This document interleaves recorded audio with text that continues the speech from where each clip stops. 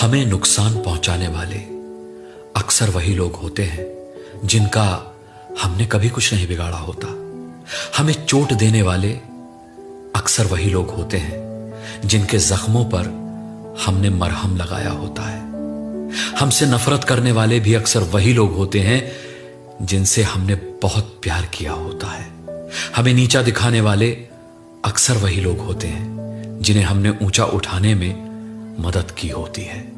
हमें धोखा देने वाले अक्सर वही लोग होते हैं जिनका भरोसा हमने कभी नहीं तोड़ा होता। और हमें भूल जाने वाले भी अक्सर वही लोग होते हैं जो हमें बहुत याद आते हैं।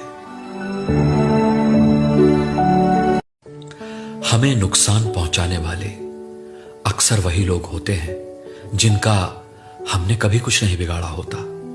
हमें चोट देने वाले अक्सर वही लोग होते हैं जिनके जख्मों पर हमने मरहम लगाया होता है। हमसे नफरत करने वाले भी अक्सर वही लोग होते हैं जिनसे हमने बहुत प्यार किया होता है।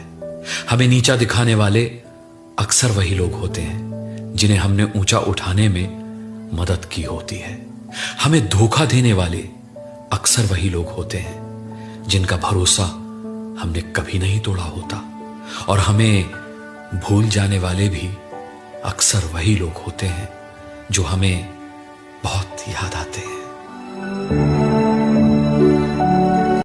कई लोगों को मैंने ये अफसोस करते देखा है कि यार मेरी काबिलियत का सही इस्तेमाल नहीं किया जा रहा, या मेरी काबिलियत का सही इस्तेमाल कभी किया ही नहीं गया, मेरे टैलेंट को तो वेस्ट कर दिया गया। मैं बताऊं, दरअसल ये सोच ही गलत है। होता पता है क्या है?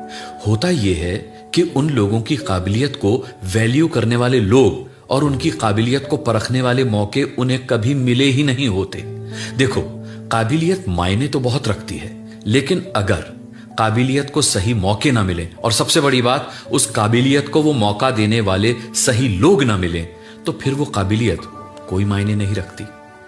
तो अगर तुम्हें भी कभी ये लगे कि तुम्हारी काबिलियत को सही मौका नहीं मिल रहा या उसका सही इस्तेमाल नहीं हो रहा, तो समझ लेना कि तुम गलत लोगों में हो।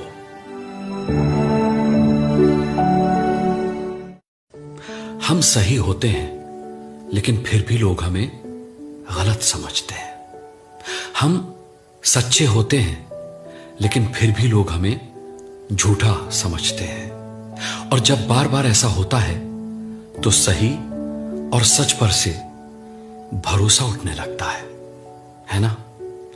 लेकिन इन बातों से विचलित होकर कभी भी सही और सच का साथ छोड़ मत देना, क्योंकि तुम्हें गलत और झूठा समझने वाले भले ही कभी अपने गिरेबान में झांक कर ना देखें, लेकिन तुम्हें तो जिंदगी भर खुद से नजरें मिलानी है ना, और वो भी फक्र के साथ।